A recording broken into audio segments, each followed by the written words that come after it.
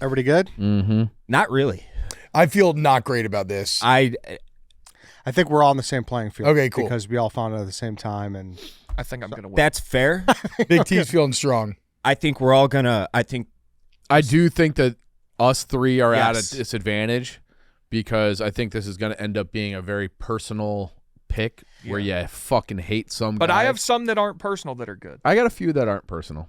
I will say, though, a lot of these are tied to, like, one tenure. Like, a guy may have been fined Correct, somewhere yes. else. Yeah, I would agree with that. That's That's up and All right, down here. Yeah. leave all this in. All right, Big Bang. Today's Tuesday. It is June 2nd. Welcome to the Dog Walk presented by Barstool Sports. It is Snake Draft Tuesday. We got T-Bob on the couch. We got Big T on the desk.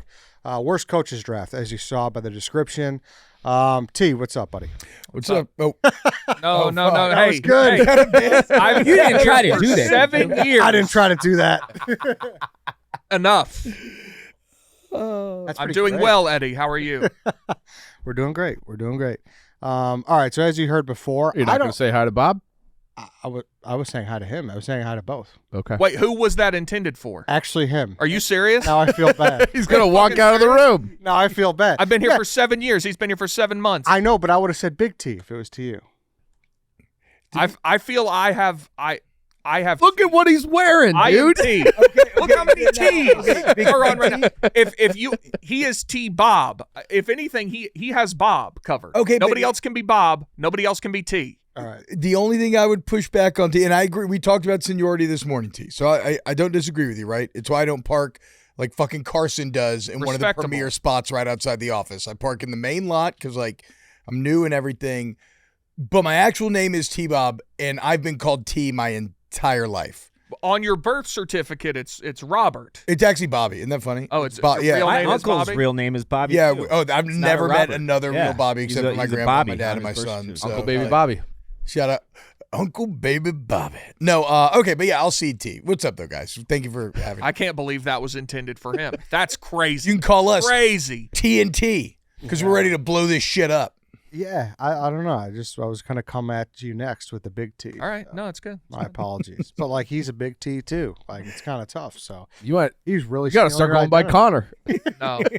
Do you know Arian? Well, we already have Connor Griffin. You got. Yeah. Did you know Arian didn't know my name for like almost 2 years? I do believe that, Yeah. actually. I could see that. He did not know my name. And then someone called me my And he name. got his wedding invite. Yeah. Who the fuck is this? No, it literally was my fiance said my name and he said, "What'd she say?"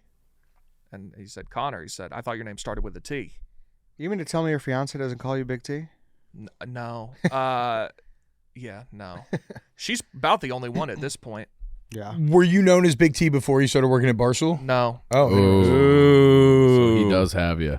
I'm 37 years old. We're Been talking T-Bob since- Right. Look where we are. Yeah. Yeah, okay, yeah, that's Yeah. fair. That's fair. Look around. What if we're outside these walls, though? Then it's all then that whatever. I don't care. Comes out in the wash. I don't think you can just select when. Select- and No, where. I'm saying he can be whatever he wants as soon as we leave this studio. That's what I'm saying. I don't think that's up for you to decide, though. I The think You asked me a question. The first BBA tournament, I did challenge Big T. We were playing each other, and I told him whoever won that game would get to be and I dominated. official title Big T, and he did dominate. Oh, okay. All right. No, it's fine. We've spent too long on But I got revenge at the next BBA tournament. But anyway, continue. All right. So worst coaches draft, all sports. Big T, you said you feel like you got this in the bag. Y'all had a little bit of consternation. I feel good about it. Okay. I feel good. I think I've got some good picks. Yeah. I think I have one. I've got an ace in the hole that nobody knows. Oh, okay. Yeah. I like that. Yeah, I'm not gonna try to be super like personable, like just like personal, I should say. I feel like when you're up close to it, like you have a bigger insight into the It suck. exasperates. Yes. for So sure, like for sure. there are certainly like legendary failures out there as head coaches. But if you're not, I do think there's an element of when you're, and look at Chicago's had a lot.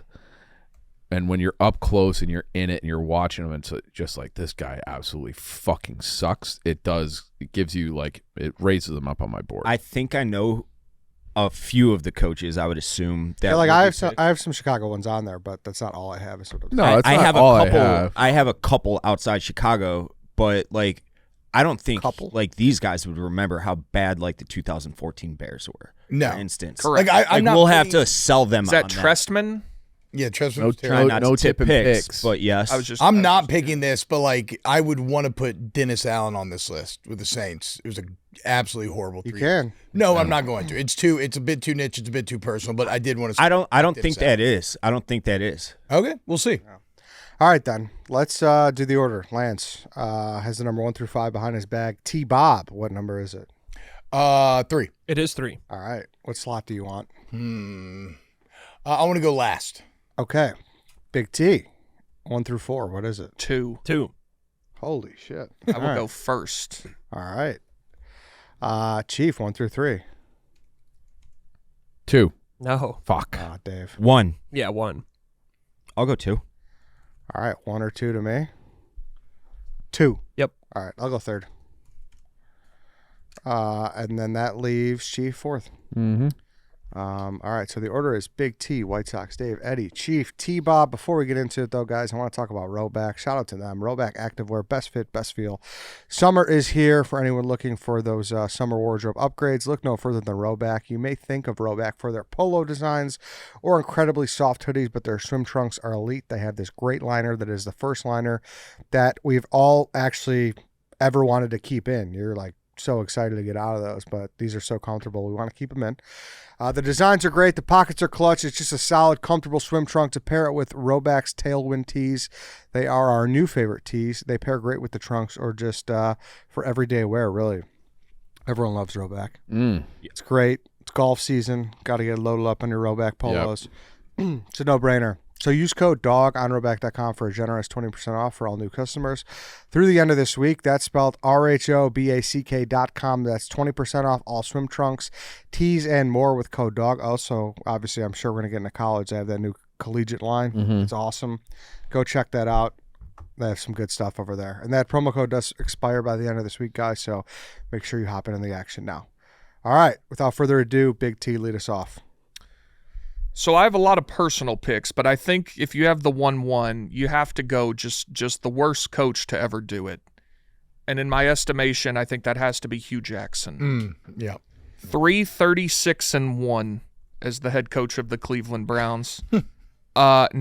1958-1 total as a head coach in the NFL and college football. Just the worst to ever do it. Never had a place where he was successful and then sucked. Just always sucked. Where did he coach in college? Grambling State. It is crazy that they allowed him to suck for that long. Yeah, because You know? 3-36. It's crazy. But there's also a way in which you have to suck to be as glamorous as Hugh Jackson was. The things he would say. He was after- cocky. That's Yeah. the craziest That's part. yeah. He believed that the world was like out to get him against. Yes. Yes.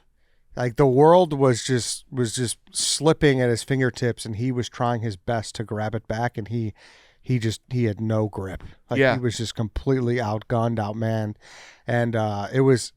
And looking back, it was actually kind of sad to see almost how like delusional he almost was. Yeah, he still has a job. He's the offensive coordinator at Georgia State. Wow. That's unbelievable. How is that program? Right? right? Not very good. They've been all right recently. I think though. They've made bowl games, but they were bad last Who'd year. they I think. beat? They beat a good team sometime in the last 2 years. It wasn't the last Vanderbilt? 2 years. Are you doing? that might Is have he been doing right, a bit? actually. No, I think of the Panthers. Right? Is it Georgia State Panthers? Yeah. Are you doing a bit? No, I thought they beat. They beat. They beat Vanderbilt. Tennessee in 2019. They beat another guy who might be on this list. I forgot. I made an entire like Wedding Crashers parody video to that back in the day. I bet you did. Yeah. Yeah. I think this is a very worthy 1-1 pick. He went 0-16. So like, No. How much? He It, didn't. like this is. Yeah, he this is did. the- Did they go 0-16? yeah. Yeah. Yeah. Oh yeah. That was the first. That's That was right. I mean, if you go ever, 3-36, I guess you have to. I thought only the Lions. They went 0-16. No, I thought you were 16, doing yeah. a bit because I thought you were saying he didn't because like he never took responsibility. He always. Oh, like, no. this wasn't Yeah, what- I thought they won a game, but yeah, no, he's the worst. He was bad. He was also. I was at the Daytona 500 and he was in the same suite, and I was so like starstruck by him. I had to get a picture. Oh, really? Yes, I got a picture with him. I was like, Hugh, Big fan. yeah, but Love your work. Yeah, but just as being like a character, he was an all-time. Yeah. Oh my God, this guy is. I would like to get like Tate in here just to see how bad it was from an actual Browns perspective. Oh, I dude. think that actually crosses over into like it's just kind of funny or apathetic. Like Yeah. like when you're 3-36, you have no expectations of. So Hugh Jackson went 1-15, 0-16. They brought him back for a third year after that, and he was 2-5 before he was fired. That's improvement. He was getting better. Yeah. 2-5-1. So actually a nice improvement. All right, Dave, you're up. Good 1-1 pick. I'm going with Mark Trestman. It was the absolute most pathetic. And it's not even that the teams were as horrible as some of the other teams that will be drafted. It was everything beyond the wins and loss records. Aaron Cromer crying in the locker room. Him not being able to address a room full of men in front of their faces. Like, this is stories that you guys, I'm sure, haven't heard, you and T-Bob. It was the most embarrassing stretch of Bears. He had to be in the back of the room because he was too nervous to talk to the team. Yes. He couldn't like coach the team from I don't know if he was nervous exactly, but that's just kind of how he did things, which is odd. And it's definitely a talking point, don't get me wrong, but I don't remember it being like struck up to nerves. That's What else could it be? I think it just lead from the back? I think it was just being kind of like a vampire, like a weird guy. Well, whatever it was. Whether he was a nervous guy or a weird guy, he was an unbelievably bad coach. And obviously he had some success in Canadian football. Don't care. But it was the most pathetic embarrassment of a stretch of Bears football that I've ever experienced. And they've had worse teams, but yeah, because he went 8-8 and then he went 5-11. So if you looked at his record, you'd be like, "Oh, this guy doesn't deserve to be here." I can promise you, he did. It was the worst stretch of Bears football of my lifetime. Yeah, personally, I don't know what you guys think about it, but it was absolutely the worst stretch of Bears football ever, Okay. by far. And I know what the argument is, and you could say, I don't think there's an argument. Yeah, I'll just say it because someone's going to draft Eberflus. If you want to say it, I think Trestman was probably a better in-game coach than Eberflus. Nobody lost the locker room. Nobody's team quit on him harder than this guy. It was a complete and total disaster. I know. Well, and let's just we'll get back into it. I'll just do it with my pick if you're not doing it. Sorry, we're just turning this into a Chicago Bears podcast. Yeah, pretty much. Welcome to the stretch. Yeah. Sorry. Okay. Trestman. I don't know. Does that like hit you guys at all? Like, does that name do anything for you? No. It's got But that's because he sucks so bad. It's just forgettable. And it was like a shooting star of suck. It was 2 years. Yeah. And like the first year was fine-ish. It was. The offense was great. Yeah, the offense was good. I'm sure he was like he was a smart play caller and could build an offense well. But in terms of leading a football team, it was the most embarrassing couple of years of Bears football. It's not the Trestman teams that the current team, if you want to fuck with Bears fans, is currently being compared to, is it? Like what was the 2-year stretch where it would have been the first Trubisky year maybe, where like the defense was really good. That was Nagy. Okay, yeah, and you won above your station, and then it all kind of that was Nagy. That was the double doink. Yeah, it'd be terrible if that happened again. That would suck. All right. Okay, well, no. Did you see Caleb Williams' OTA throw yesterday? Oh yeah, that's pretty hot. I love him. Yeah, he's cool. He's my favorite human on earth. All right, to me, there's a guy that I really want. I want to take 1-1, but I want to try to hope that you two will miss him, and I'll get him on the rep. Okay. Because this coach was the most dumbfounded I've ever been watching an NFL game. Okay. But I'm going to swerve because I think a guy who fails twice deserves to be taken in the first round. I'm going to go with Josh McDaniels. That was going to be my pick. It's human nature. You learn from your mistakes. Yeah. It does not appear that Josh McDaniels learned anything from his brutal Denver tenure. No. And then the Raiders thing was as much of a disaster. Quick. Yeah. And like he had Jay Cutler and they just like didn't get off on the right foot or something. And Jay Cutler had a monster year. The year before he got there. I think he threw for 4,000. He had Brandon Marshall. Like the offense was like not the problem. And then he never coached him, right? He immediately traded him and then took Tebow. Mm-hmm. So did make the playoffs with Tebow. You wanted what a bad move that was. Yeah. So it was going to be my pick. And it's like it's crazy because he just always has the Patriots OC as a landing spot. You can always go back to Belichick. Or now Vrabel. Yeah. And wind up back in the Super Bowl. That's like the give and take with this one because he has had success as play caller. He's probably got 3 or 4 Super Bowl rings? Yeah, that's what I'm saying. Yeah. Most of these guys you don't reach that position without having they're going to have some success to draw on, right? Because you don't get the job in the first place. Sure. But he was a disaster. For sure. And he was so very clearly a Belichick merchant. Now he is helping out his cause a little bit, having success in the Vrabel era. But yeah. He'll probably get another job. He was a Brady merchant as well. And now he gets Drake May. I would. Well, but how old is Josh McDaniels now? Not old. He was one of the youngest. 50 yet? 46. Oh, never mind. No, I'm seeing 50 that's a on the guess. dot. Oh, sorry, 50 on the dot. He is 50 on the dot. Yeah, That's crazy. just turned 50. I would bet anything that someone gives him another. I wouldn't head be coaching surprised. job. No, dude, you can't. I think he will. You can't. He's only 50. If the Patriots win another Super Bowl, or even if they're at the top of the league here for the next 3-4 years, somebody will be like, third time's the charm, and he will get another job. Dude, you can't. I don't think so either, but I wouldn't be surprised at the same time. I think this is a good pick. They opted for Antonio Pierce. They're like, dude, let's just bring this guy in because this is I so understand. I understand. I wouldn't be surprised if Josh McDaniels got another stint with the Raiders now that Tom Brady is there. bad. I don't know, dude. He only got 2 years with both places. I know. 8-8, 3-9. But that was Fired also mid-season, not even 2 full years. Yeah. And then in Las Vegas, he was 6-11 year one, 3-5 fired midseason. Has there ever been a third 3-5, not that bad. Yeah, your boy. We brought him up earlier, right? No, he did twice. That's it? He was Raiders and Saints. Because it reminds me a lot of Dennis Allen's career, actually. Does McDaniels, but You kinda like and Dennis again, Allen. Dennis Allen, very good defensive coordinator, Yeah. right? He was great with Peyton in that defense. He was great with the Bears last year. Not a good head coach. I'll say one because I don't think he's draftable unless if you don't want me to, if you think it's stepping a pick. No, But there are guys who had 3 shots. Who? John Fox. Yeah. Carolina. Yeah, but he had a lot. But he But had he a lot went of to a success, Super though. Bowl. I'm Yeah, I talking know. about- That's why I don't think he's draftable. Yeah, no, I'm talking about 2 bad stints and gets a third. Like Chief was saying, does somebody give McDaniels another shot? Surely not, but we'll see. Yeah. Regardless, he's bad. Yeah.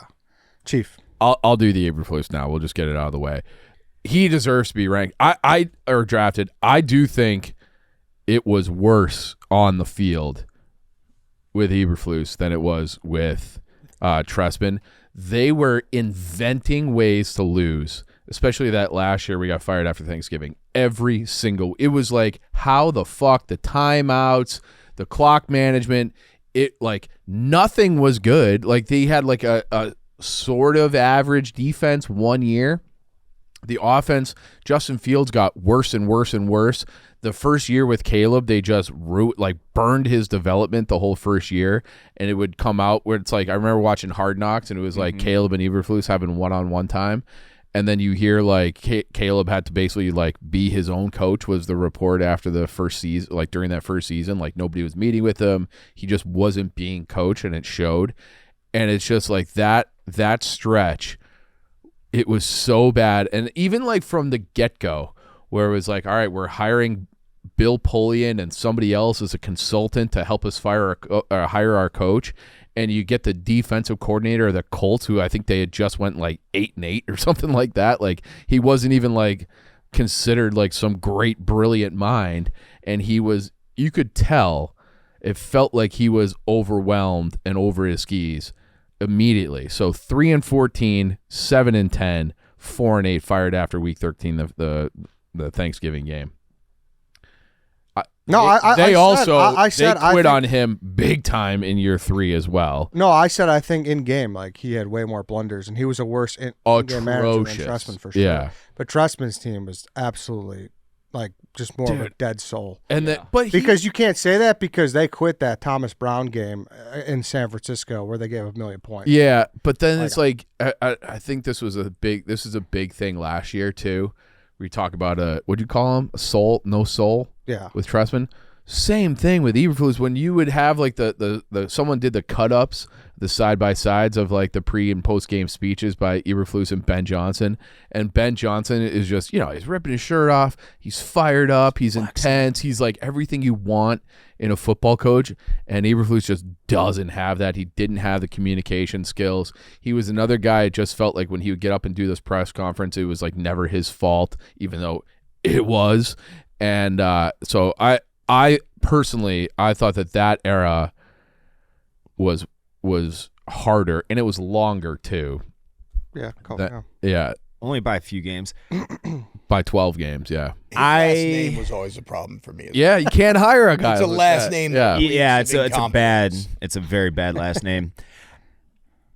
I think a few things on this.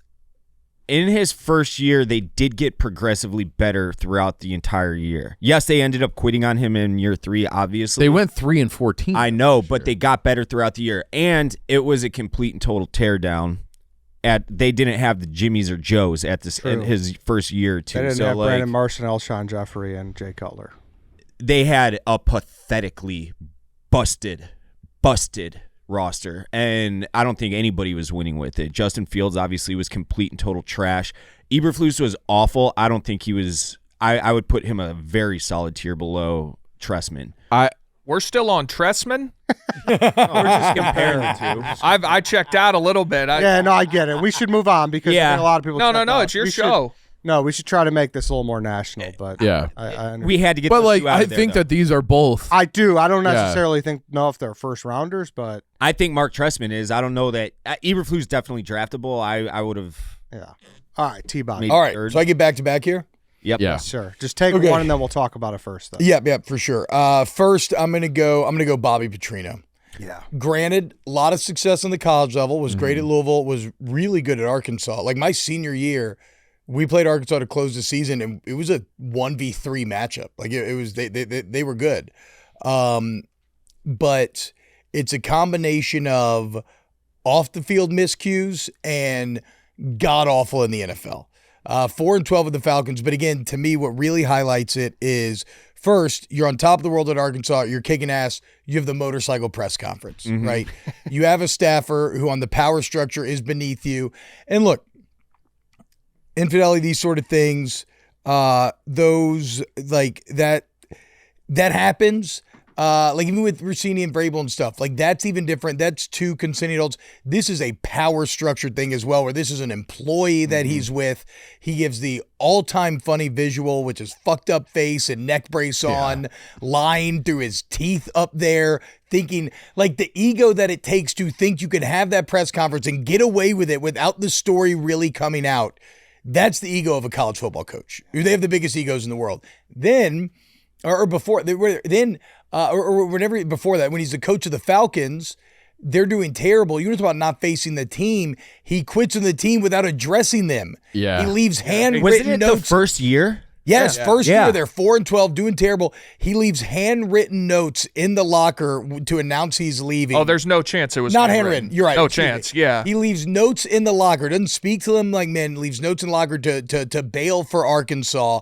Absolute beta move. Absolute just bitch move. So yeah, Bobby Petrino's on my list. It was like the announcement. Like he got to Arkansas and was doing the woo pig at the press conference before Schefter could even tweet that he's out of the Falcons. It was like so overnight.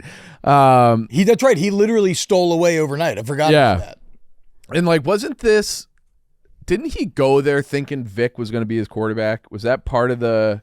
I'm trying, and Then I did he should get know in this trouble because I with actually grew up a dogfighting? Falcons fan, and I Yeah. used to love those teams. I'm not. Was he because he was sure. 2000? Yeah, that would have been. He was 07, right? Yeah, Yeah, so that would have been the year that Vic went to jail. went to Prez. Yeah, Oh yeah, that makes sense. Then that time's out. But still, he's a guy who is like, he's like a good coach, but the embarrassment factor yeah, Yes. is bad NFL coach, pretty good college coach. Even now, like he still has opportunity now. And Arkansas was god awful last year. Found ways to lose. Probably not all of it. He's another guy who at a time was also a very good offensive mind. Now feels like maybe still okay, but past his prime a little bit. So yeah, I'm putting Bob. Where's he at now? Arkansas. So he became. That's right. That's Well, right. I don't know, Big T. Where's he at now? Because he was the interim head coach. He was the OC and then the interim. But he's definitely not on Silverfield staff. There's no way. They didn't keep him? I don't know. No, it says he's out. Who were some of the Falcons players, like the better players from that? 2007, Yeah. they were terrible. Probably like Algie Crumpler. Would he have been on that team? Maybe May tight have end. still been there. I don't. I remember seeing when he quit the team. They interviewed. It was a receiver, I want to say, and they're like, "So what'd you?" And the guy just like he didn't flat out shit talk him. He's like, "Yeah." Was Michael Jenkins there? It might have been Michael. John Jenkins. Abraham was still there. John Abraham. Keith Brooking was still there. That was a legend. Rod Coleman was very good. Yeah, Crumpler was on that They team. just the Work quarterback. done. The quarterbacks that year were Chris Redman and was Matt Schaub. I forget one of them who by it then? was, Well, but they drafted Matt Ryan the following. Matt Ryan year. was 08. Yeah. Yeah. Did you ask who where he is now? Yeah. I did. What if I told you he is the offensive coordinator for Bill Belichick's forgot North about Carolina this. Tar Heels? Oh, really? He just Yeah. got hired. This will be his first season. Wow. It is kind of crazy that he was at Louisville for 4 years, leaves to go to Arkansas with a stint with the Falcons for however many games, then goes back to Louisville, then goes back to Arkansas. Yeah. Like Yeah, that's running it like, back. and like when you talk about like the lying and the embarrassment factor, both programs are just like, come on we don't- back. yeah. And It like is kind of how the sign of their desperation as well. well, and like when I think of Louisville, like they at a time had Patino and Petrino. They were like, we're just the scumbag program of the earth. Yeah. Until like, us, you now think. just wear it. Yeah. Kiffin and Wade. Yeah. Yeah, good pick. He was high on my board too. All right, so that's Petrino. And then my next pick, a guy that I have loved to hate for many years, and really one that's aging even worse somehow, Adam Gase. Okay. 2 failed stints. But again, I start with the press conference. He's announced as the head coach of the New York Jets. That insane, wide-eyed, Looked like he was on meth. disconnected. Yeah, such a weird press. Like, it's the only press conference I have ever seen where I'm like, I think that's almost such a red flag. You have to fire this guy. Like, you almost have to fire this guy immediately. He ends up going 9-23 with the Jets. Sam Darnold just won a Super Bowl. Fucking killed Sam Darnold, so that makes him look shitty. He killed Le'Veon Bell, and then I don't know if you saw the clips from this last football season, but Le'Veon Bell was going on podcasts and alleging that he was doing coke all the time in the locker rooms. Which again, those are allegations. So I was like not too far off. That's what I'm Meth saying. eyes, yeah. But like that was the joke with the press conference that this is a guy who's on I don't coke. mind. I don't mind a coach being coked out. That's from Le'Veon. If you win, Yeah. no, again, I'm saying they're Yeah, yeah. allegations, but if you're going to do coke, you better win. And you can't give us. You got to keep it between the lines publicly. You cannot. No pun intended. Give that odd ass. Yeah, exactly. You cannot give that odd ass press conference where you're on some sort of amphetamine. See, this is a kind of weird one for Chief Eddie and I because We loved him. we loved him. Yeah. I'm kind of a Gase truther. I'll be honest. We kind of liked him. He was awesome in Chicago. Gase- More than that, like We were like, wanted we him to gotta be the just head make coach. Him the head coach. Yes, we Yeah. wanted him to be the head coach. So I think Cutler's best season with the Bears. It's not statistically, but just eye test. I think his best season. Was Totally. 100%. Absolutely. Yeah. Like, Absolutely. cut down the picks, I believe, and he was Yep. just He, all like around. halved them. Yeah, he was just all. He had around. like 27 picks, and then he went to like 12 the next year because of Yeah. it. Yeah. like if it was a meritocracy, they would have just booted John Fox in a Yeah. heartbeat. But it wouldn't have worked out. So Well, I would also say this, and this is something you could have mentioned with Petrino as well. Like Petrino had that ultimate college coach trying to make in the NFL, where he just thought he could like big dog these players like they were college kids. And for Gase, he is notorious for having bad relationships with his players, especially his star players. As an NFL head coach, can't manage personalities. Weird as fuck. I didn't realize he was that good with Cutler, but yeah, give me Bobby Petrino. Yeah, we wanted him to be the next head coach of the Yeah. Bears before the Jets took him. okay, you are up, Chief. Another personal one. I'll take Tyrone Willingham. Okay. So Tyrone. Oh, yeah. Tyrone Willingham. He was like the emergency option for Notre Dame because they had hired George O'Leary, who then they found out he lied on his resume. Don't tip picks. Yeah, exactly. Exactly. Lied on his resume. So they fired him, brought in Tyrone Willingham late. His first year, I think he started like 8-0. Then they lost to Boston College, and then it was a train wreck for the next 2 years until they fired him. Then there's a lot of people being like, "Oh, Notre Dame, they're racist. Willingham's a great coach," because he had some like pretty good teams at Stanford. And then he goes to Washington, 0-12. Yeah. And then like was never. I don't think he was a head coach again after that. But like the disaster that he was at Notre Dame, followed by his second chance going to Washington and being the worst team in the country, I think he deserves to be on this list. I just remember the outcry as a kid. Like, people fucking hated this guy. Oh, he was awful. Like, it was like Yeah. Notre Dame, the program, almost like ceased to exist. Yeah, that was like the peak of Notre Dame's irrelevant talk. They're dead, yeah. They're dead. Like the program's never coming back.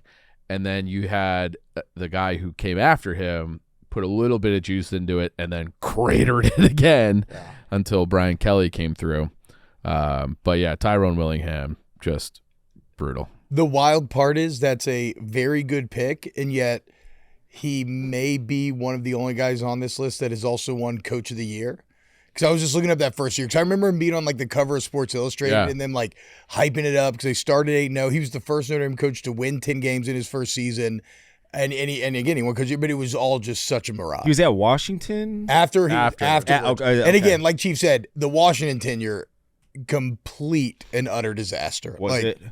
Yeah, like they started 1-10 and they finished 0-12 like 4 Yeah, years later. I Like don't it did even not, remember that, none of it well. And he had Jake Locker even. Yeah. I think he had a young Jake Locker, maybe freshman year. I can't remember, but yeah, Willingham just complete fraud in year number 1 at Notre Dame. His record at Notre Dame, so 10-3, 5-7, 6-5, which for Notre Dame obviously You can't do that. horrible.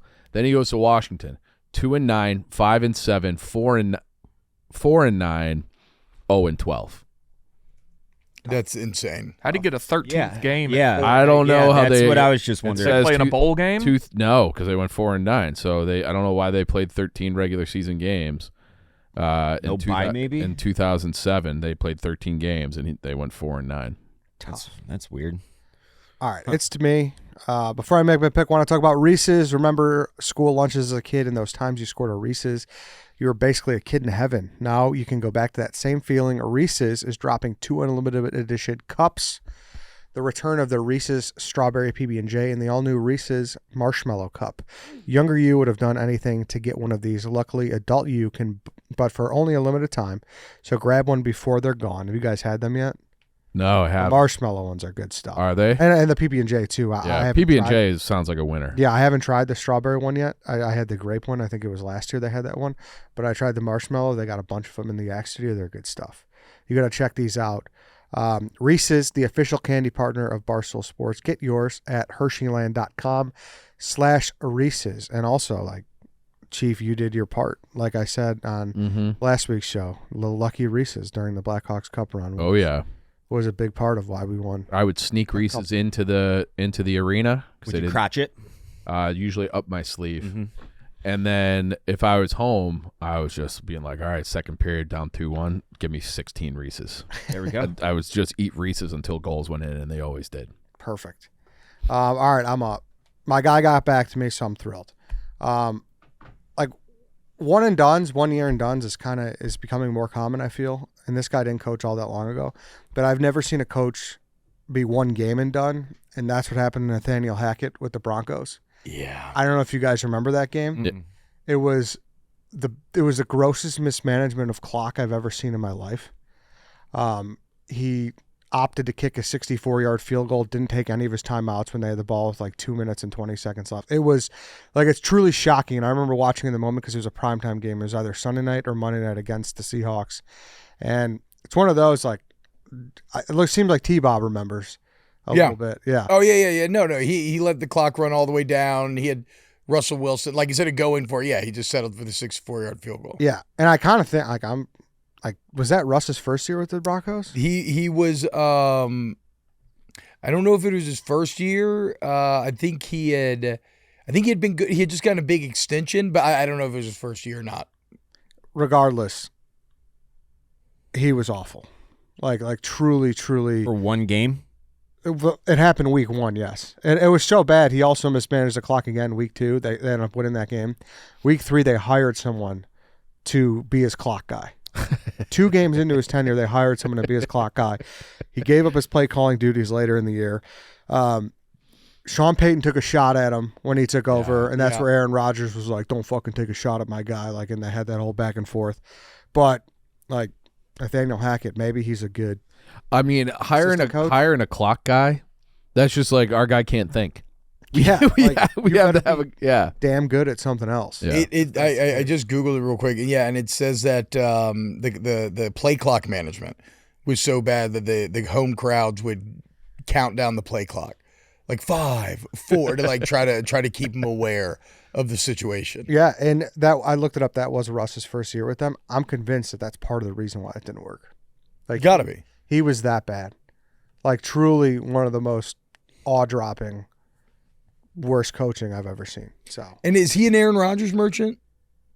Like, is that where he had his success to get that job in the first place? Because that's probably, yeah. That's one common theme that you see is like an OC that hooked up with an all-time quarterback, and then they got to go strike out on their own, and you're like, oh wait, you were just good because you had an all-time quarterback. yeah, Rodgers won back-to-back MVPs with him. So There you go. I would say that's accurate.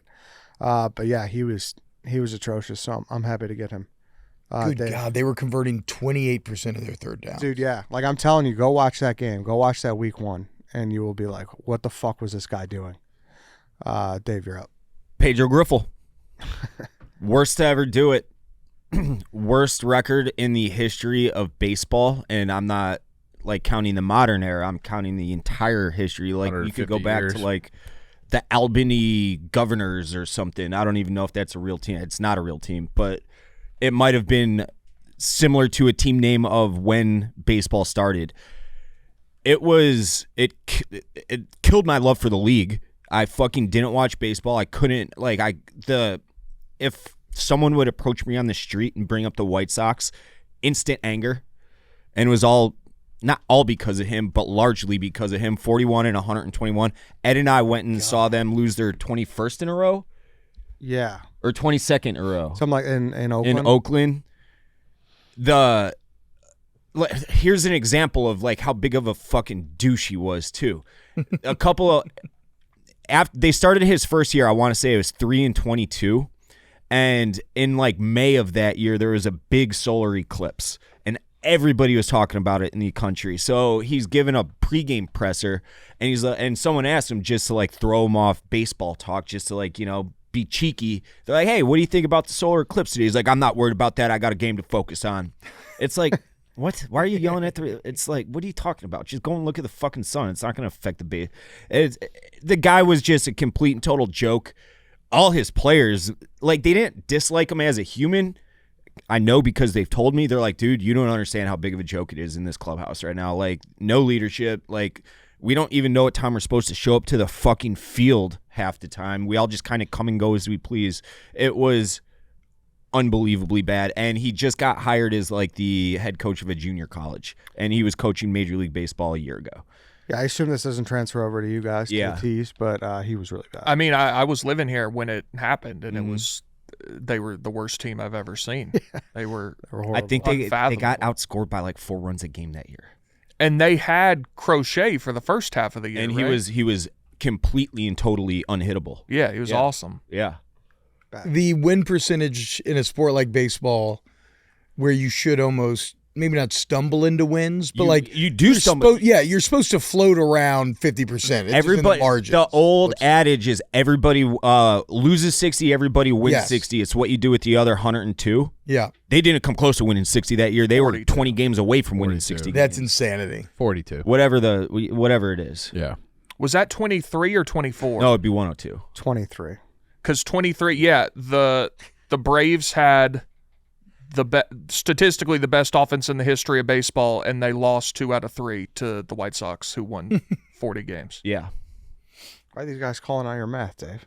Because 60 and 60 is 120. But you're not. Every team wins 60. Yeah, he's saying you're supposed to win and every 60. team loses 60. Yeah. So that's 120 of your games. You guys are incorrect. 60, we 60 sure I know are. what 60 plus 60 is. Every team wins 60. Oh, yeah, your math is bad there, actually. You have 102 games left to play. Another team, they will win 60. They have 102 games. No. What you do with that Dave, extra 102 games? Dave, the saying is both. Every team should both win 60 and lose 60 games no matter what. Okay, now I take it back. Yeah. All right. That's what you do with the other 42. It's the other 40. It's the other 40. That was good. It's 100. They just lost all. They lost all those 40 games. In his defense, the White Sox were so terrible that they that never was got true. to the Right. 60 Yeah. wins.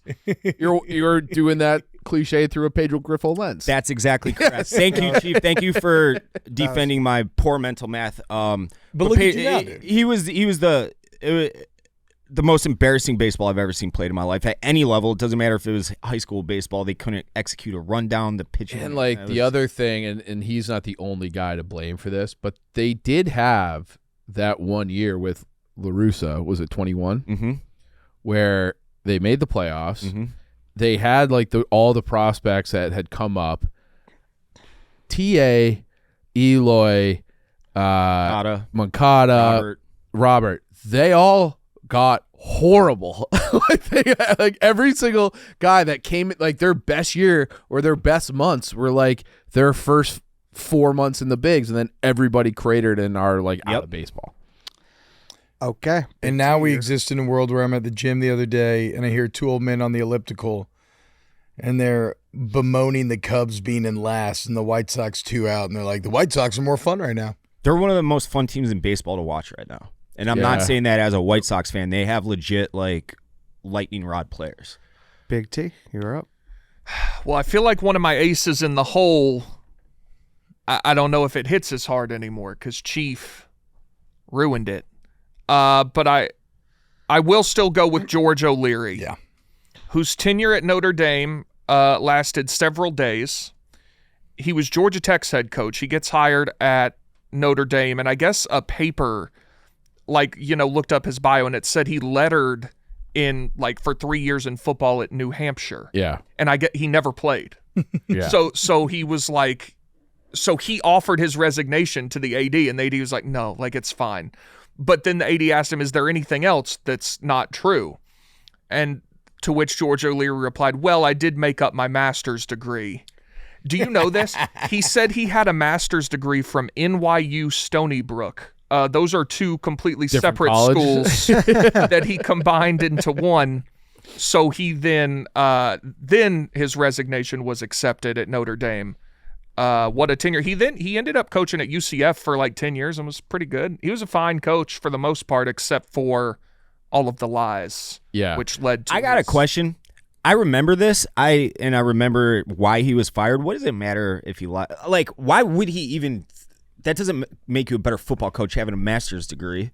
No, I find it to be kind of charming. It's very old school. But now you couldn't lie. Now you would never attempt this nowadays. Yeah, because it's all digital. Yeah. But I think it's it didn't matter for the Notre Dame job, but whatever his entry level thing was to get his career started. Okay. Yeah. But he had the chops as a football coach. So. For sure. And that name at Notre Dame, I think it probably wouldn't have worked out. But having an Irish guy being the head coach, Another guy that won Coach of the Year, though, because, again, he was a pretty good coach. That's all-time embarrassing, though. It's all-time embarrassing. That doesn't – I think this is probably the worst pick, though, of the draft. He's had a lot of success as a coach. He got a job where after that? UCF. Was he at UConn for a minute, too? I don't know. I mean, we said at the beginning, these are specific tenures. Yeah. This was, I mean. Mark Trestman was probably a really successful coach till he became a head coach in the NFL. He won a Grey Cup. Yeah, who did win a Grey Cup. Championship level coach that you guys bitched about for 45 minutes. All right. Now, here's where I've got a lot on the board. I guess here's where I'll use the Tennessee football corner. The problem is we have so many, I don't know who to pick. And I guess the worst is probably Derek Dooley. Okay. Oh, yeah. But I don't know that I'm going Derek Dooley. I'm going to go Butch Jones, and here's why. Butch Jones was a terrible coach, but he was also an asshole. And that's what really Like the 2016 Tennessee team, we were listing off all the guys before we started recording. Alvin Kamara and Jawan Jennings and Josh Dobbs and Cam Sutton and Jalen Reeves-Maybin and all the guys that they had. And Butch Jones managed to go 8-4, lost to Vanderbilt, lost to lost to A&M in a game in triple overtime that we shouldn't never have lost. Anyway, and he was also an asshole, which just really rubbed everyone the wrong way. And he was just the worst. And I hate him. I still hate him. Like Jeremy Pruitt was just in over his head, and he's an incompetent guy who, was doing his best. He was just completely ill-equipped. Derek Dooley, I think Derek Dooley's a smart guy. Like, he ran for Senate recently, didn't make it, but he has a law degree. He's like an intelligent guy who just wasn't ready for that job. But Butch Jones was truly just a vindictive asshole, and I'll never forgive him. And, he won a lot more games than Dooley, though. Excuse me. Yeah, Dooley sucked. I mean, they all sucked. Dooley sucked for many years. With the bright orange pants on the side. Yeah, the pants. Do you know he got those? Like, maybe I need to switch it to Dooley. He got those from like a tailor in Italy. They were like $1,000 pants. Yeah, and he would have them flown from Italy. Yeah, he was like the first guy I remember from the Saban, Alabama tree just being an absolute failure. Yeah, and they got him really late because of when Kiffin left. And so he was a real, like, scrap together hire. And there was a lot of excitement after Kiffin year one, right? Like, that you almost beat Alabama. That Kiffin was pretty good his first year. I think they went 7-6. like 8-5, yeah. Like, but they should have beaten Alabama. And you know what? That was a block field goal one? Yeah, and you know what he said to Saban after the game? No. He walked up to Saban and said, "You'll never beat me again." Whoops. Yeah. Where's he at now? Who? Jones. I believe he's still at Arkansas State sucking. I think they just let him go on forever. Do you remember when Saban hired him, but they didn't have like enough official spots, so they made him literally an intern? He was the coffee boy, yeah. Yeah. Also, on the Dooley front, I mean... Can I take a try pick of Dooley, Pruitt, Butch, Jones, and Jeremy Pruitt? Yeah, that whole era. Yeah, and I think I have particular animus toward Butch because that's when I was in school. So yeah, I think you made the right choice regardless because like you said, he got kind of thrown into it. Dooley, he could recruit though. Oh, well, that's the thing is that Dooley, we had a few good players. Butch had really good players and still lost. Yeah. I remember he had awesome players. Yeah. Those rosters were awesome. But I went to those two games back to back. I went when they beat Georgia, the big comeback in the smoke gray. Actually, 2015. They wore the smoke grays twice. And then the next year they snapped the streak against Florida. Incredible games. Like some of my best live sporting experiences of my life were those two games. 2016 Florida was a movie. Yeah, because it was like 21-3 at half. 24-3. 24-3. And I remember that day was hot. It was 100 degrees. The only reason I didn't leave was because of the 2015 Georgia game. And I was like, if we won this game, I would kill myself. I saw just walk into my seats because you tailgate all morning and it's 1,000 degrees. I saw multiple people being wheelchaired out of there before kickoff. It was unbelievable. Yeah. I mean, if we're talking Derek Dooley, like my favorite football memory of my entire life is that infamous LSU Tennessee game where Les Miles broke Derek Dooley's brain and they ran 13 people on the field. Yeah, he probably has the worst moment. Yeah, and they had lost, and then not even 12. It was 13. Yeah. We did stop him though. The snap. Jordan just wasn't ready for the snap, and it flew by him. It's because you were so intimidated by the great defense. Yeah. No, that was badass. Though. I mean, we had one play because then we ran it back. And so we had one play from the 1 yard line, zeros on the clock, and you were either going to win or lose the game. It was like football distilled down to its barest essence. That was sick. So you're going Butch. Yeah, Butch Jones. I think that's the right choice. It feels like he made Tennessee fans the most mad. Yes. Because we should have been really good. Yeah. Like you guys, something happened in that tenure that made you guys psychos. Well, they went from being feels like 98, and you had Fulmer, who's like the homegrown guy, forever. And then you had, how long was that run where they were pathetic? I mean, so Kiffin was okay, so that was 2009. Okay. So then Dooley was 10 to Butch. It was 11 years. 20. It was 11 years years, until yeah. Josh Heupel came. Yeah. Dave, you're up. This is kind of a throwback one. I'm going with Marty Morningweg. He was the first coach that I can remember being like, this guy is horrible. The Lions are horrible. And if the Bears even think about letting them even in the same universe, like the Bears are also horrible. He was the first coach I can remember being like, this guy needs to be fired immediately. They're a complete dumpster fire of an organization. They're an embarrassment to the NFL. Oh, good God! I looked it up. He went 5-27 in his 2 years with Detroit, and that was right after Sanders retired.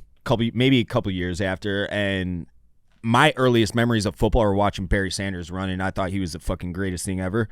But right after that, they were so beyond pathetically bad. It's kind of a personal pick because it's like the first one I remember being like, "Holy shit, this guy's awful." But I mean, the numbers back it up too. Is 5-27 in his only 2 years leading an organization. Wait, he was the take the wind guy? So I just looked this up. Yes, he was the take the win. I forgot about that. He was the Take the win. In overtime, Yeah, in sudden overtime. death when a field goal wins you the game, Yes. as the rules were at the time. Yep. He took the win Yeah. instead of taking the ball after winning Yep. the toss. Oh my God! It was windy that day. And it didn't work. They lost. Yeah, they immediately Yes. kicked the field goal. Yes. The Bears did. Yes. Oh my God, that's insane. That's a really good answer. That was like I remember because my dad would always listen to the radio like 24/7, sports talk, whatever it was, ESPN or 780 or 670 or whatever. And after that, it was like it was a meme before memes existed. I'll take the win. Yeah. I mean, he's so incompetent that like I had to Google his name because I'm like, who? And then what a disaster. All right, I'm up. Another 1 year and done guy, minus a quick one interim game the year before. But there was at one point where I'll say this: this was a guy where you just looked at him and you realized it wasn't going to work. There was at one point Jed York and the San Francisco 49ers decided that defensive line coach Jim Tomsula would be the guy. And I still think Big Cat has something to do with this guy failing for how much he memed him and relentlessly mocked this guy. Yeah. But Jim Tomsula went from the D-line coach to being the coach of the 49ers for 1 year, and that was it. Bad. Yes. I forgot about this guy. Yeah. But he's an all-time bad coach. Yeah. Like all time. I'm trying to remember. There's something with sandwiches with. And this might even be Big Cat memes that I'm not even realizing I'm bringing up. There's some sort of sandwich meme regarding Jim Tomsula. But I always did kind of have a soft spot for Tomsula just because he was the most like, it's like celebrities are just like us. NFL coaches are just like us. Like I could be Jim Tomsula. Definitely. I get that. And I agree, and I want it to work out, but Just the look of him, of the people drafted so far, he might be the number one grab a beer with guy. Oh, yeah, without a doubt. That mustache. Yeah. listen, yes. it wouldn't shock me if Jim Tomsula was the best defensive line coach ever. Like, Yeah. imagine playing for That's that guy. true. He'd be Yeah. amazing. But I don't know. Sometimes it just doesn't transfer. Yeah. He's the head coach at Middle Tennessee State now, it looks like. Really? Weirdly, in 2010, Where do you see that? I'm on Pro Football. Oh, no. I'm sorry. That's where he went to college. I read that incorrectly. He weirdly coached one game for the Niners in 2010. Yeah. And then 5 years later, he was their head coach for a year. Mm-hmm. So. Legendary guy. Must have been in the building for a long time, and okay, it's his turn. Yes. And it did not go well. No. It did not. Right up there with Eberflus, too, kind of in terms of the last name being a bit of a red flag, even though not as much as Yeah. It Eberflus. is an Italian last name, so I tend to agree with you there. Just a head-scratching hire. Chief, you're up. I'm going with this guy just because I think the hope was really there, and then he was an unmitigated disaster in this run. I'm taking Scott Frost at Nebraska. Oh, yeah. dude. Oh, yeah. They all thought he was going to be like their Pat Fitz or Hand up, I thought that too. 'Cause Everybody did. Yeah, It was everybody like a did, fucking yeah. home run. right, because he went 13-0 at Yes. UCF, and This is a great pick. National champion. yes, claimed national champion. They And have a banner. Oh yeah, they have I always point this out in their national champion logo. The O in champion is a peach because they won the Peach Bowl. So they admit in their own little logo they didn't win a national championship. Yeah. They won the Peach Bowl.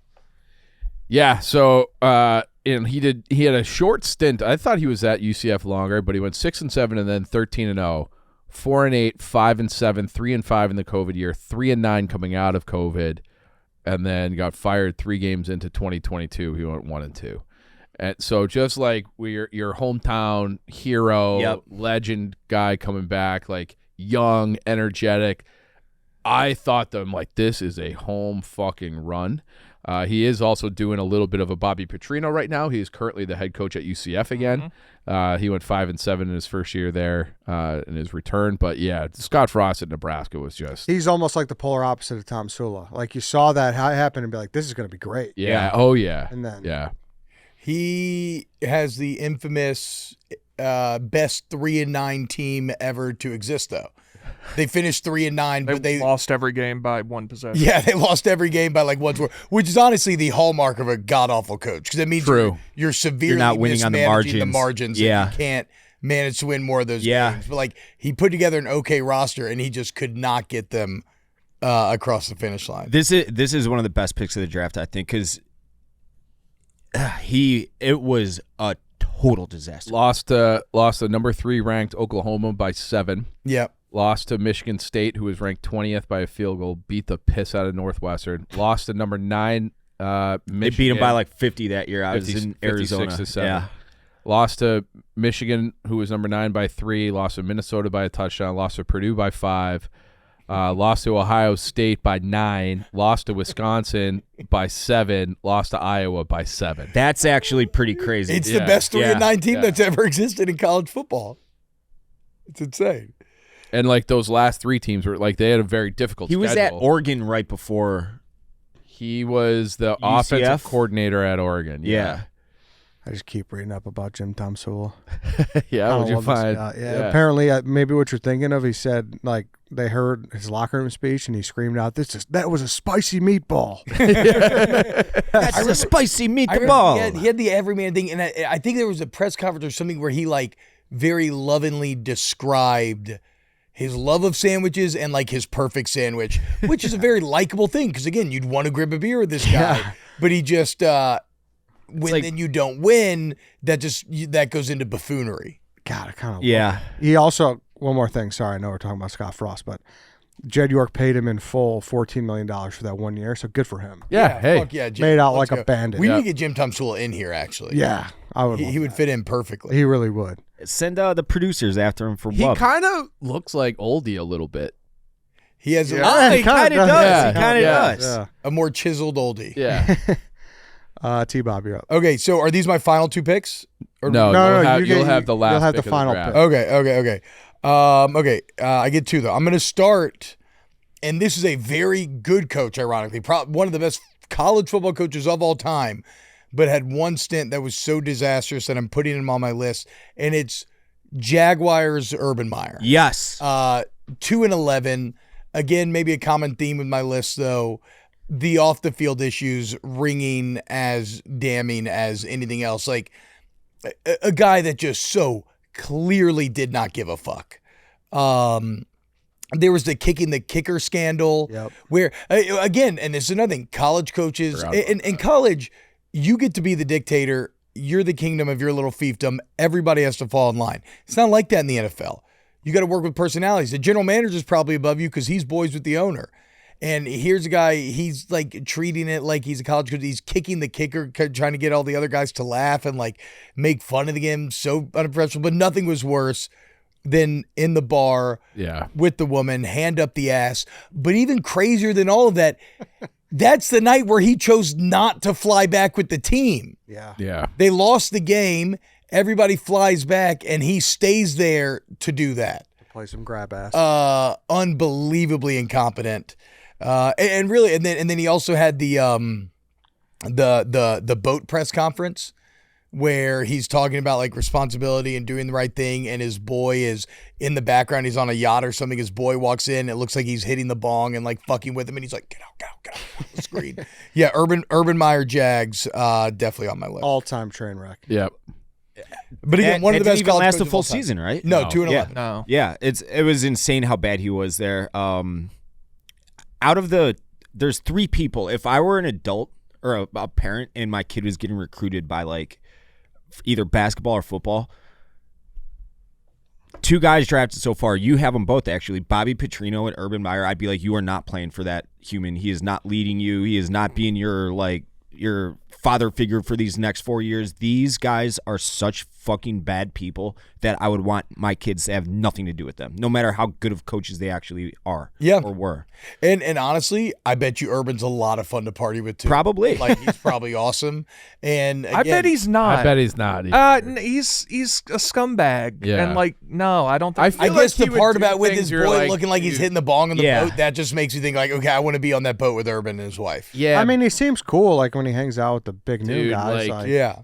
you don't want like the scumbag guy in your group at the Sure, bar. sure.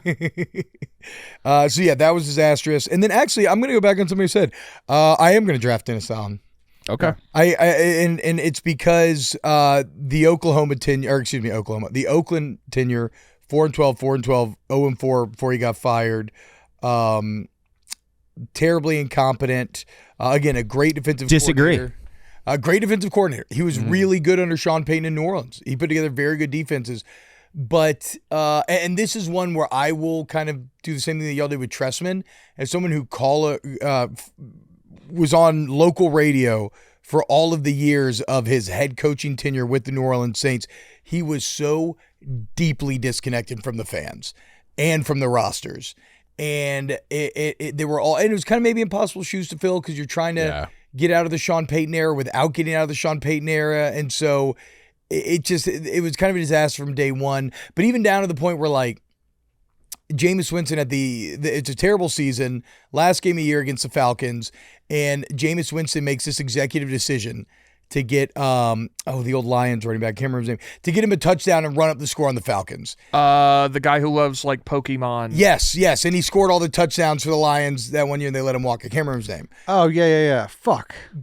Wears like the Williams? Yu-Gi-Oh Yeah, headband. I was going to say Williams. Jamal yeah. Williams, right? Yes, Jamal. So it was at this point of year, Williams, the players liked him. They wanted to give him a touchdown. They wanted to run up the score on the Falcons. And like after the game, Cam Jordan's like, team leader's like, fuck yeah, I hate the Falcons. Like, this is awesome.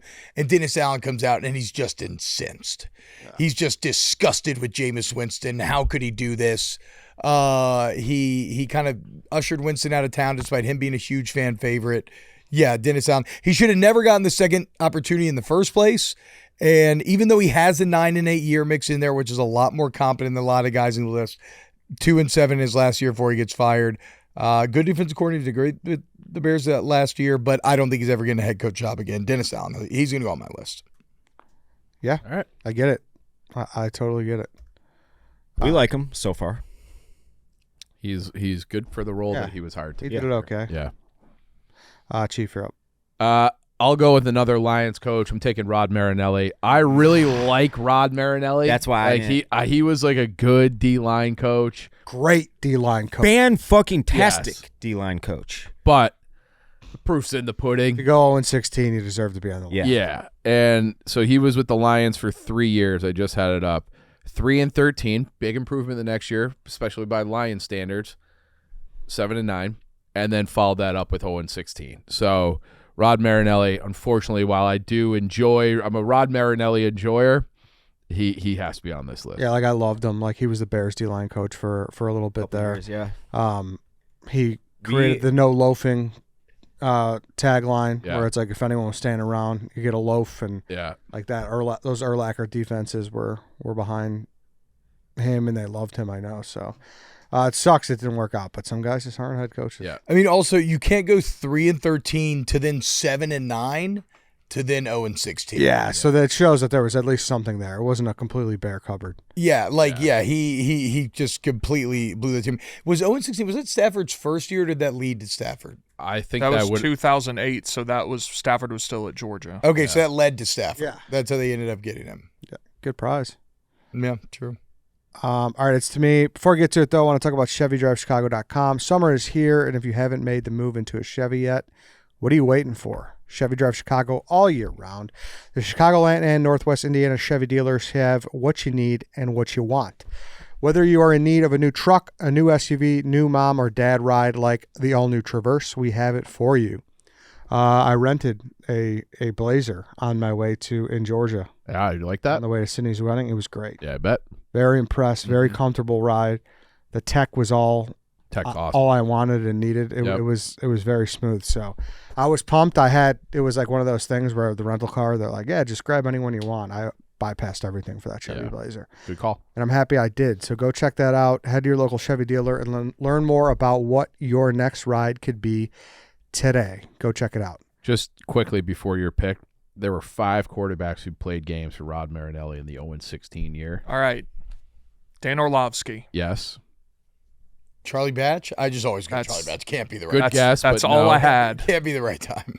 They're all they're names that you would know. Is Kitna there? Kitna. Okay. Kitna started 4 games. There's one other guy. Is Orlovsky the one that ran out of the back of the end zone? Yeah. Okay. There's one other, he had a flash where he was like a stud. Kerry Collins? No. A stud. He had more than a flash. I don't think he played for the Lions, but for some reason I really want to say Jeff Garcia right now. No.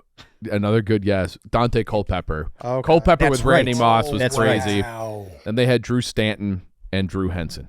So wait, is this post Dolphins Culpepper?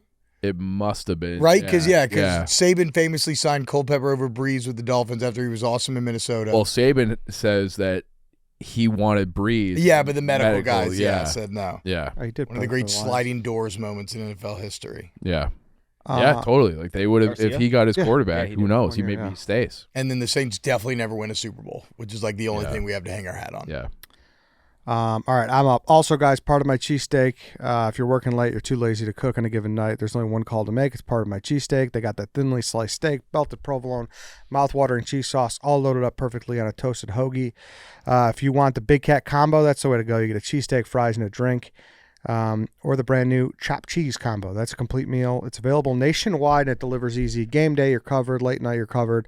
So stop overthinking dinner. Order part of my cheesesteak right now and use code AWL for free delivery on partofmycheesesteak.com. All right, I'm going to go with another guy that I hate, and I think it's not going to be too Bear centric for you because he did other bad shit, but the Tressmere is you can't mention that without Mel Tucker. Mel Tucker was awful, and then he goes on to have a 5-7 year at Colorado, and I then love this pick. This is a great pick because nobody gamed the system better than Yes. Mel Tucker. It was the craziest contract I've ever seen signed by anybody. He wasn't even good at Colorado. No, He got like $90 million from Michigan Yeah. State. but he had one good year At at Michigan Michigan State, State, and yeah. they're like, "Oh, we can't lose this guy." He Was ahead that of the the, curve on uh, the transfer portal. Was that the Kenneth Walker year? it might have Yeah, been. and they were like top 5, Yeah. and then they barely lost to Michigan, Yeah. and they thought they were going to make the playoff, and then they ended up losing some more. But that 1 year. No, but we were praising him for being ahead of the curve on the portal because he was the first to really take advantage. Yeah. But I think the reason why I ultimately love this pick is on top of being just bad and incompetent, you mentioned that contract, nobody's ever fumbled the bag more than him. Yeah. It's Oh, the that's horniest right. it's the Yeah, horniest yeah. bag fumble in football history. Yeah. I forgot about that He, piece of it. he ends up losing his buyout, Oh, you which don't- would have been how much would his buyout have been? T like 30 million? Oh, there's no 80 telling. million, something Probably like that? more. I think it was more. Yeah, I think it was like maybe even 50 or something. He got caught. He alleged that it was consensual phone sex, but he got caught sexually harassing the person that he hired to talk to his team about sexual harassment. Oh, yeah. He brought this woman in to teach the team about I sexual forgot harassment. about that. And then he's harassing her on the phone, like trying to make her have phone sex and shit. Oh, I forgot about And he that. claimed consent, but it's the craziest, horniest bag fumble that's ever existed.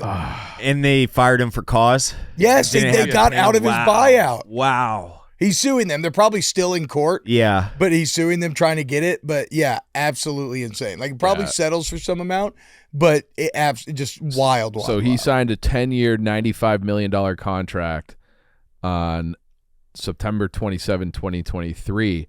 The incident happened in December of 22. So It's like Oh God! So he had done it even before. Yeah. Oh my. Maybe in that case he'll win then. he filed a federal lawsuit July of 24 for wrongful termination, alleging a sham investigation seeking to recoup the remaining $80 million on his contract. That's crazy. They'll give him $5 million. He should take it. Tell him to go away. Yeah. Oh man, That's a really good late round pick. Yeah, very good pick. Bad coach. Is it back to me? It's to White Sox, Dave. Okay. It's to me. I'm gonna go with Steve Spurrier for the Redskins. Same light as Urban Meyer with the Jaguars. He was the old ball coach. He was like one of the faces of college football. I mean, this was when I was younger, so correct me if I'm wrong. I love Spurrier. I everybody love does. Spurrier. But and I think he got a raw was deal there. A disaster there. I pulled up a quote. Where is it at? He admitted to quitting on the team halfway through his second year with Washington, and he would coin flip with I think it was Hugh Jackson actually. Hugh Jackson was the OC. And he'd be like, "Hey, he's like, it's the most embarrassing part of my life. I'll talk about it now." He's like, we would coin flip in the locker room to see who would call plays that day because we just both didn't give a shit enough. And that's how he went coaching a professional sports organization. There was something 12-20 record there. but like that was also, think of who the owner was. I actually kind of liked him. He was funny. I liked him from a distance because he was it was funny Dan to laugh Snyder? at him. Yes, Dan Snyder. He was funny to laugh at from Chicago. Okay, that's a take. Yeah. I like laughing at him. But anyways, like I think Spurrier, I think he's one of the greatest coaches of all time. I think he's the funniest coach of all time. I think he would have had success there. Like, I think he could have been a good NFL coach if he had like the tools at his Unless I'm misremembering, I do believe that wasn't that Redskins roster supposed to be incredible. They didn't have a quarterback. They had, Okay. like, Patrick So, Ramsey. Like Yeah. Surratt maybe or something. They had Ramsey. They had Danny Werfel. Danny Werfel was the who first knocked year. themselves out. What's his name? The old Bears quarterback. Shane Matthews. Shane Matthews. Yeah, so he just collected former Florida quarterbacks who ran the Yes. running gun. Yeah. But like I remember him giving an interview where they were supposed to get somebody else, and like either like somebody jumped him in the draft, or I can't remember all the details, but he was like, yeah, and then he was like, we were fucked from that point on. So What years was he in Washington? 02, I think Okay. his last game against Florida, or last game at Florida, was like remember the 9-11 Tennessee game got bumped back. Yeah, it was in like December. Yeah. And I think that was, so I think he was there like 2002 to 2003 or 2003 to 2004 or something like that. We do have to shout out Spurrier though. South Won the Carolina. Heisman as a player. Yeah. Won the ACC as the head coach of Duke. Obviously what he did at Florida.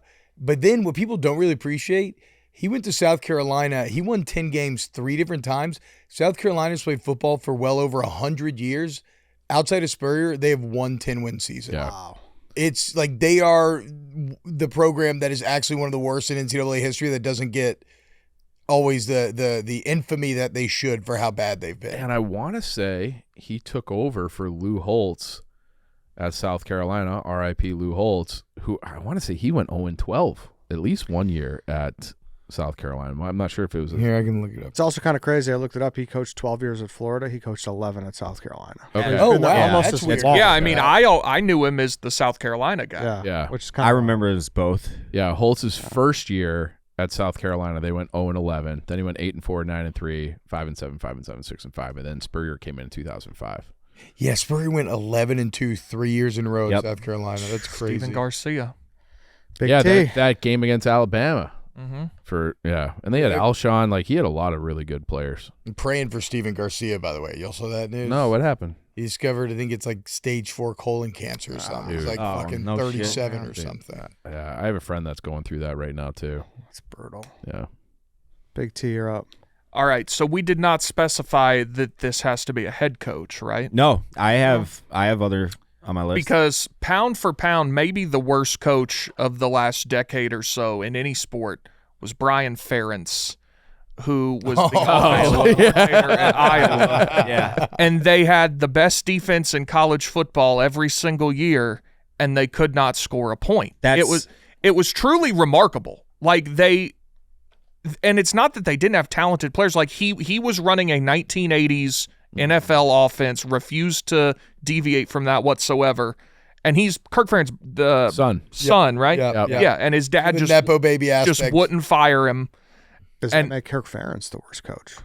No, Kirk. No, because Kirk Ferentz, because they would still win games, which was nuts. Didn't they have like his last year? They put it in his contract to average 20 points a game. Yes, they gave him an ultimatum. Like if you don't average this many points, you're fired. Which should probably, if you have to do that, you should probably go ahead and fire that guy. It led to unreal memes too, where like somebody came up with the point total that he had to score to make that average.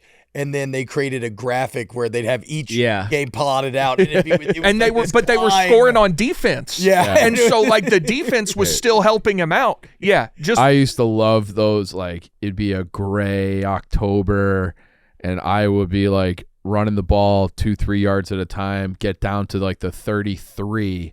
And it'd be fourth and 1 and punt. Yeah. No, the definition of run, pass, punt. Yeah. Big Ten football. Yeah. But just like watching them punt from inside the 40 like every week, there was something great about it. And it'd be a touchback, and they would net like 12 yards a punt. Now, a little bit of that, though, was because Dad's directive. For sure. No, but I mean, they could not score. No, I agree. I agree. But Kirk Ferentz famously has a lot of quotes out there, like, most overrated stat, like offensive yards. Like, he's very, very old school. Yeah. Special teams mastermind, though. Yeah, but Brian Ferentz just a terrible coach. My last one, I don't know if anyone here has heard of this guy, but he's remarkable for a very interesting reason. Does anyone know who Watson Brown is? No. He's Mac Brown's brother. He's also the losingest coach in NCAA football history. What? He's the only coach to ever lose 200 games. Wow. He was the head coach at Vandy in like the 80s, and they just let him lose forever because they didn't care.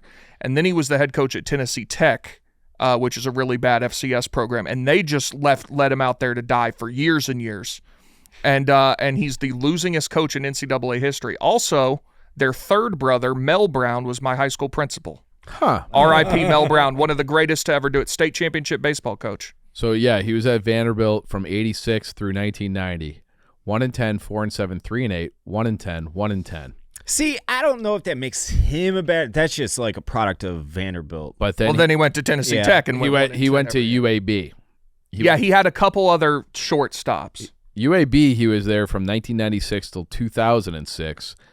He had 1 year in 2000. They went 7-4. They went 6-5 in 2001 and 7-5 in 2004. Every other team was a losing record. Yeah, he finished 136 and 211. Yeah. Only coach to ever lose 200 What's games. his first name again? Watson. I kind of like that name. This guy had jobs. Yeah. Oh, you know what he was employed forever. You know what it was? Was he? I'm googling it. Because he did have a long stint at Tennessee Tech afterwards. Was it? Did he somehow get the Tennessee Tech AD job? No. Okay, no. I'm seeing the records. Yeah, I think he was an AD somewhere. No, he was an AD somewhere, but I don't know why this wasn't showing up on his football reference page. But his Wikipedia, from 07 to 15, he was also god awful at Tennessee Tech. Yeah. He must be the nicest guy ever. Yeah, I think he is. For so long. And I can only tell you from knowing his brother, Mel Brown, one of the greatest men I've ever met in my life. Really? Yeah, incredible. And Mac Brown seems pretty cool, to be fair, too. Yeah. So so Mac Brown, national title winner at Texas, and then Watson, worst to ever do it statistically. I think one of the crazier things is it appears he didn't get fired from any of these places. Well, that's what I'm saying. Like he just kept getting jobs where they didn't care if they won or not, so they just let him keep losing. He resigned, and retired. No coach will ever lose 200 games again. You don't get the chance to do that. Yeah, that's true. He's in the record books by himself. Yeah, that might be unbreakable. It's like Cy Young losing 300 games. He also was the quarterback at Vanderbilt in the early 70s, which might be part of the reason why they... White Sox, Dave, you're up. I'm going to go with Tim Floyd. First coach post MJ Bulls. Obviously, the cupboard was a little more bare when he inherited the team compared to the year before when he was not coaching the team. But obviously going from winning 72 games to, 15 the next year?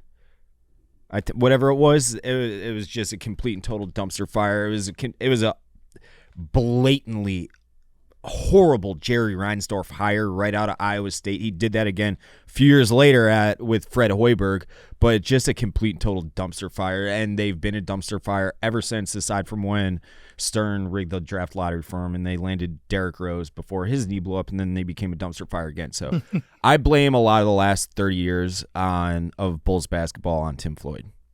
They made a lot of bad moves. Yeah. I don't think he's the worst. Are you going to take a Bulls coach, Ed? No, I know who I'm taking. I think Jim Boylan was worse than Tim Floyd. He had a dumber I would face. agree. No one had a dumber face. Dumbest face in history. I would agree. But still, I think he was with the Bulls. He was like 41 and like 100 and something. His record is astoundingly bad. Did Boylan have Rose at all? No. Or was he was gone. No, he was gone. Tim Floyd, the 5th worst win percentage in NBA history. Yeah, he was. For what that's worth. Did he have Jason Williams at all? J. Will? J. Will. Yeah, he had J. Will. Yeah. For a year. Yeah, he went 49 and 190 Whew. with the Bulls, but then he went 41 and 41 with the Hornets. I think he went. He was a good coach at Iowa State. Marcus Fizer. Got a USC job after. Yeah. I'm gonna stick with the NBA though because He did go to a Sweet 16. we're super football heavy. Great player, fantastic player, NBA champion, but Isaiah Thomas. He was on my list too. Pretty fucking bad. I also love obviously Knicks fans. They're in the James Dolan Renaissance era right now. Everyone's happy with him, but it's kind of funny that because he was an exec and then finally they're like, you know what, you're coaching this team. Like they made him it was like taking a dog and sticking their nose in the shit. And he made Isaiah Thomas coach the team after he made bad trade after bad trade after bad trade. So I'm going to take Isaiah Thomas. Yeah, and I also think that because he was at the Pacers for a minute too in the early 2000s, yeah. Isaiah Thomas was. And he was fine. They were in the playoffs a bunch, but then they fired him. And that's when they hired Larry Bird, and they immediately went to that was the team that lost to Kobe and Shaq in the final. So they had good players, and Isaiah Thomas is fucking up. He's a worse executive to me than he is as a head coach. Definitely. But didn't he fuck up the Raptors pretty bad too? Maybe. I know he left there. He was part of the ownership group, and then he didn't there was a falling out. But these kind of coincided with me because anything that team did, it was his fault because he assembled the team too. So it was a double whammy in my eyes. Mm-hmm. So yeah, Isaiah Thomas was, and he coached at Florida International, and he was 26 and 65. So didn't get better in college. Good God, Chief. I'm going with a personal one here. There's nobody who infuriated me more than Jeremy Colleton. Jeremy Colleton with the Blackhawks took over. He took over for Joel Quenneville, who's the greatest coach, literally the greatest hockey coach of all time. And just absolutely took a team that was the year before they struggled kind of with injuries, but made the playoffs. And then he just absolutely cratered them, and they've never really recovered. That's the thing where I'm because Davidson's been here for a while now, and they had the whole scandal, so they had to clean house of all management. And so that's how Bowman got fired. Basically, as soon as Kyle Davidson got the job, he fired Jeremy Colleton. So I'm he's still good in my standing for that move alone almost. But he was so bad here. And I look at him, I'm you're the guy who really was the nail in the coffin for the greatest era we've had as Blackhawks fans. He looks like he's 21. He was young, and he had coached. He was a player coach in Sweden in the second tier, because they do promotion relegation in hockey too. Then he did a year with the Rockford Ice Hogs, and then they were just waiting for any chance they could to fire Joel, and they fired him at the worst possible time and put him in, and he absolutely sucked. So they fired Quenneville, and then they hire a guy from the Ice Hogs and made him the youngest active head coach of the NHL. Correct. What year is he? He's 41 now. Yeah, so he got hired in 18, Yeah, 18 or 19. Yeah, I think it was 18, 18. November 6th, It was 2018. before we were full time. Yeah, 18-19 season. Yeah. He was dog shit. He was. Yeah. He's kind of a hot-looking dude. Hot dude. Very hot dude. I agree with that. Typically think hot-looking dudes aren't bad at what they do. Great chin, blue eyes. No, that makes sense. Like, That's like, yeah. No, that's like I look at this it's a picture, looks I'm like, max. That's a clavicular philosophy. If you're I don't know looking who that at- guy is. Yes, you do. I know looking who to he. make I don't life know easier. what he does or like. I'm looking at that. I don't think that guy's a bad hockey coach. Like He I is. think Tom Sula was a bad football Yeah, coach. yeah, you know? yes. You know what I mean by that? No, it's funny you say that because I think Yeah. my fifth pick is very much like in part because of just how he looks. Whereas this guy looks competent. Bad coach, but he looks competent. Yes. All right, Mr. Irrelevant, T-Bob. So I was going to go with a comedic one, but nobody else did, so I'm not going to. But we should shout out Mikey Betts as being an awful, Oh yeah, he was so bad for the Juggernauts. god awful, You should have taken him. winless. Big T quit the team before Yeah. before a Can you- game can you because speak Mikey on Betts. Mikey Betts coaching, Big T? I mean, I was there for a very short period of time, so I don't want to, stolen valor. But I will say the closest we ever got to winning was the one game that Big Cat coached, and like we actually had a real plan. Yeah. Nothing against Mikey Betts, more of a vibes guy than I'm gonna list. Then a leader of men. yeah. Okay, I'll go Freddie Kitchens on mine. And I'm trying to do okay. remember So the 6-10 with the Browns. Who's he? 1 year, not overwhelmingly bad. Oh yeah, I But just like remember a this fat guy. He just hired the most Yeah. generic, kind of mediocre looking fat guy. And is he the reason why Baker left Cleveland? Because that was the year, and because he was good with Baker as an OC, right?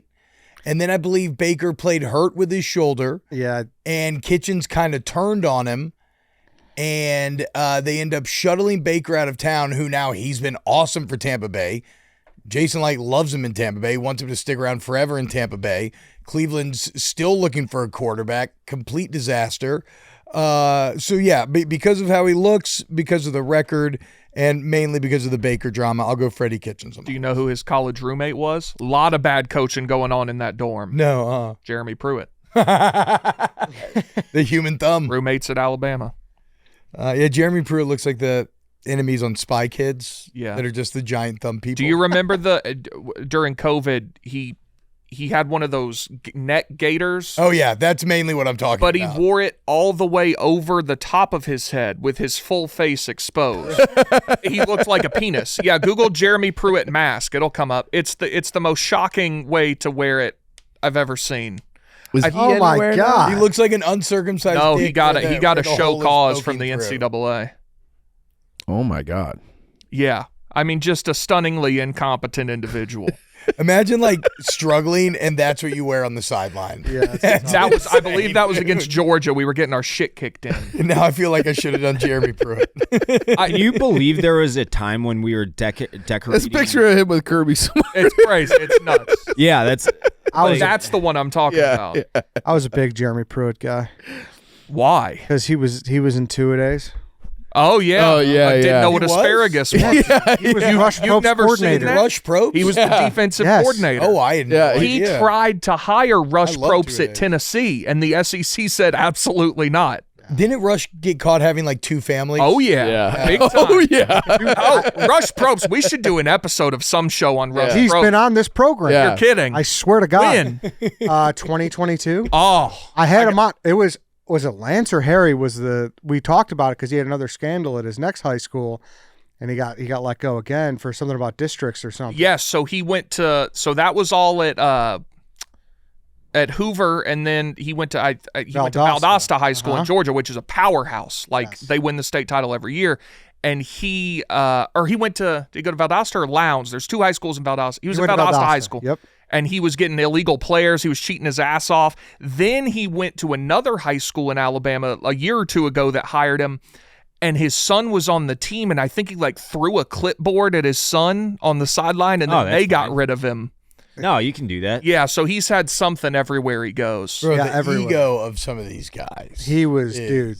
Unreal. Yeah, that interview was. And then after it ended, he got up. He's like, we done? I'm like, yeah. And then he started like letting it rip. Was he in person? No, he was on Zoom. But then he was he got up and he took a piss and he was still talking to me while he was pissing. I'll never forget it. I'll never forget. He is it. the definition of football guy. Yeah, dude, he was hilarious. Two families football guy. Oh yeah, but he had legit. If anyone doesn't know that story, go look it up. He had legit 2 full-on families while coaching the most prominent high school football program in the country. And being on TV. Yeah. That's where I go back to ego. To think that you're not going to get caught Yeah. when you're such a public figure is wild. It's also maybe a relic of the past because now, again, in the internet age, it's like, no way, but still. Yeah, that was right on the edge. God, 2 days was so sick, though. So Jeremy That was Pruitt really did good what show. It Asparagus was a good show. Goose, fucking, I love that show so much. All right, let's do some honorable mentions. Dave, what do you got? Where's my list? Tim Beckman at U of I. Yeah. I don't know. Yeah, that's a Good good call. one. It was hilarious how bad they were those years. Shout out to Oski. Jim Mora Jr., an OC. This is one of the first Bears OCs I can remember being like, get this guy the fuck out of Chicago, John Shoup. He actually had a little bit of a run afterwards, too. I think he was coaching at Purdue. Mike Quaddy, Cubs manager, that lasted 2 years. He was a douche, and that's it. And then I had Phil Reagan on my list. I don't even know who that is. I think I just saw his name and put it on there. T, what do you got left? I had Herm Edwards at Arizona State. I thought about putting him on my list. Yeah, there, he actually, I went and looked. His record wasn't as terrible as I thought it was, but he was also cheating and just not a very good coach. But then I thought about using this guy. He's not a terrible coach in the traditional sense, but I do hate him. He chokes in the playoffs every year, and he also had the worst coaching performance in my estimation of all time. That's Kyle Shanahan, who in 4-minute offense in the Super Bowl up 8 points in field goal range with the best kicker in the NFL, decided to be slinging the ball all over the yard and got Matt Ryan sacked, and then we lost the Super Bowl, and now I don't like the NFL anymore. Kyle Shanahan, he's the worst to ever do it. I rejoice every time he loses in the playoffs, and I think that's all I like that. I like that. Chief, pettiness. anything left? I didn't want to take a fictional one, but Gordon Bombay should have been drafted. Could have been drafted. Jim, Now, tell me about that. You guys are the ones that open my eyes to the Gordon Bombays. Got a ragtag group of theory. ne'er-do-wells to come together for a common goal. I've talked about this so many times. We haven't talked about this. You I and don't me? think so. It's my favorite Disney movie. Give him a TLDR. Alcoholic. Fucked one of the kids' wives. that's Left part her to of go the- play minor league hockey. Encourage the kids to cheat. All of this is redeemed at the end of the film, Chief. How so? He gets that's part of his character arc. He abandoned the team for a game to go on some kind of ice skating spiritual journey. Then he did all the same things in D2, where he left the team. They had to have the tutor and Charlie run the team. Hot, by the way. The Iceland girl. No, I thought you were talking about the mom? assistant. Oh, the assistant. Yeah, she has a little Yeah. school teacher hotness to Yeah. her for sure. All right, whatever. No, that's fine. Sure. Yeah, he's a bad guy, all around bad, and like he's like, he won whatever those the Olympic tournament was. It wasn't the Olympics. It was like Junior Goodwill Games. Goodwill Games. They played Yeah, real fan over here. Clearly, They played a bunch of tomato cans. They played Trinidad and Tobago and Iceland. Not That's exactly where the knuckle not puck came exactly from. world powers. He also forced Adam Banks. They yanked him off of a team over some technicality. Yeah, with all because he his was cheating friends. his ass off. Like he was Rush Probst. They were Rush Probsting him. Look at this is minor hockey. There's no like strict borders in minor hockey. Sorry. You're in the D5 region. That's who you got to play for. No, he should have been like it's play for who you want. You're 11 years old. What else you got, Chief? The only other one I had written down that I thought about. Well, I had Isaiah, which you took, and then Jim Boylan. Like Jim Boylan. Horrible. I had him too. T-Bob.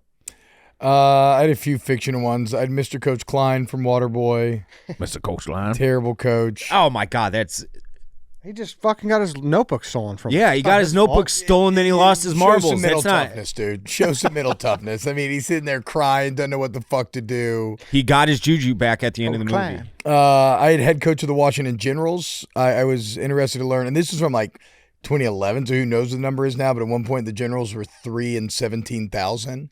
I didn't know they ever won. Yeah, they won 3. Apparently, they've won 3 to 6 games. The records. One of the most famous ones in 1971. They broke a 2,500 game losing streak. They won 199. Wow. Like the Globetrotters they were fucking around a little too much. They lost track of the score and they kind of ran out of time to actually come back.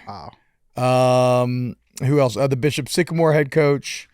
Yeah. Ran an entire fictional program. I had Dabo Swinney on there, which I couldn't end up choosing Dabo, but yeah. He's a chuckle One of the fuck. best coaches of a generation. Yeah, he's incredible. But he's just kind The of loser, a chuckle fuck. but Yeah. What'd you call him? Chuckle fuck.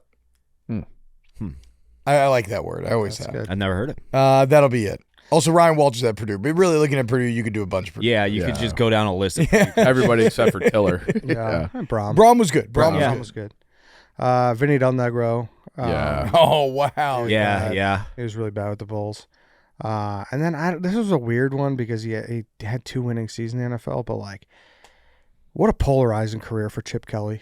Mm-hmm. You know, I don't know if he was draftable, but still very polarizing. A guy who was super ahead of the curve, Yeah. but kept trading on that for entirely too long. He completely fucked up the Niners Yeah, he fucked up a lot of places. and the Eagles. But he was so ahead of the curve at Oregon that it was like, oh, this guy's a mastermind. We have to bring him in. Yes.